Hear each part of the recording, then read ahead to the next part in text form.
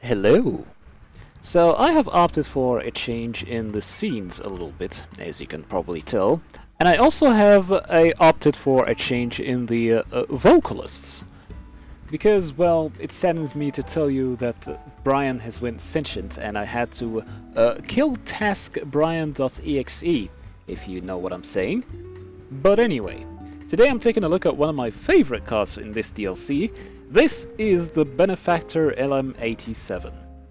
And in typical Rockstar fashion, we have some irony within the name, that which we shall talk about later in this video. But right now, let's get into the car and let the reviewing commence.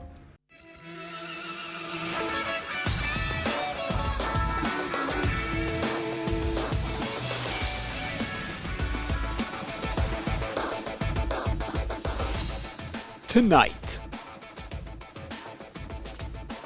Le Mans de Bras, featuring Mercedes Penis, and Officer I'm not drunk, I am sober. All of this and more in the Baron Man Show. So as per usual, we're starting things off with the looks. And this is the #1 seller of this car. For me, at least. Because this car actually resembles a very popular Group C Le Mans race car from the 80s. We will talk about that later. But it's very low and raw, and it doesn't have a lot of road car luxuries. It's very aerodynamic focused, and it looks very fast even when it's standing still. If there's one thing I hate about the car, it has to be the front air intake slash bumper, because, well, look, it looks like a fucking vacuum cleaner, man. But oh, that won't stop me from vacuuming to the car.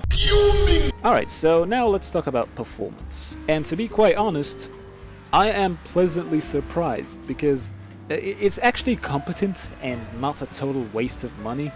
Well, given Rockstar's shitty track record. Because 9 times out of 10, it's either gonna come out as an overpriced, overpowered piece of shit, or an unreliable, incompetent piece of shit. So, for Rockstar to be releasing a balanced car without being a tool for total decimation is quite of an impressive feat. I'm actually very thrilled about this. But do you know what I'm not thrilled about? The price tag, obviously. Because it costs just shy of $3 million. And that makes it instantly not worth the purchase. Because if you think about it, every car that is faster than the LM87 is also cheaper. You have things like the Emirates, you have the Krieger, hell, even the Wagner. I mean, I can be a broken record all the time, but man, the Wagner, this is the best car. It has the looks, it is competent on the track, it costs half as much as this car.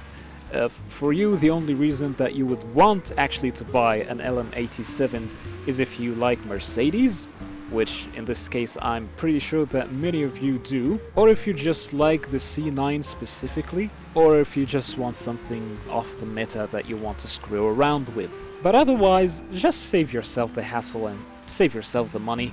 $2.915 million to be exact. So let's take a break from ranting about this car a little bit and let's go ahead and customize this brilliant piece of automobile history.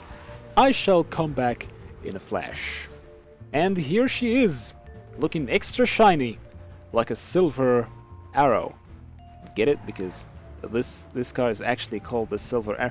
Anyway, yes, ladies and gentlemen, this car was so great it earned the name the Silver Arrow, but it wasn't always silver. Hell, not even a Mercedes for that matter. So how did it all go down? Well, let me explain. In 1985, the Sauber team sought help from Mercedes in developing an engine for their race car, the C8, which was, at the time, a piece of shit. 2 years later, Mercedes and Sauber joined forces together to win the 24 Hours of Le Mans. Their new car was uncreatively named the C9, and with a 5-liter twin-turbo V8, this was the car that was going to dominate the 24 Hours of Le Mans. and in a rather spectacular fashion, it broke down right before the end of the race. This is what I like to call a motorsport bras moment, or automotive moment de bras. 1988 marked the return of the Silver Arrow, and this time was going to be 8. So much time and so much effort went into the development of the C9 to be able to dominate the 24 hours of Le Mans once again, and this time they were going to bring it home in style. And then Jaguar was like, no. 1989. They won. Thank you. Thank you. Thank you. So, before we conclude this video, I have a little bit of a mini rant, if you will. I do not like Mercedes, to be completely honest, and that's nobody's fault. In fact, it's only based on my personal experience. Let me tell you a story to explain what I'm on about. Back in the day, when I was a little kid in the elementary school, I would go and ask my friends about what their dream car would be when they grow up. And 9 times out of 10 it was going to be either a BMW or a Mercedes, which drove me absolutely fucking insane. And I mean, it's not necessarily a bad thing, because there's a lot of Mercedes cars that I am very much a fan of. We have things like the C9, the C11, the CLK, the SLR McLaren, and the 722 edition. And of course we won't forget about the Sterling Moss, because this is the topic of the next video, so stay tuned. So you know it's not necessarily a bad thing, but I can't help but have this word as the first thing that comes to my mind when I see a BMW or a Mercedes enthusiast. So ladies and gentlemen, this marks the conclusion of our video. Tune in the next time to speak about the other benefactor car, and until next time, stay healthy, hydrated, and one love.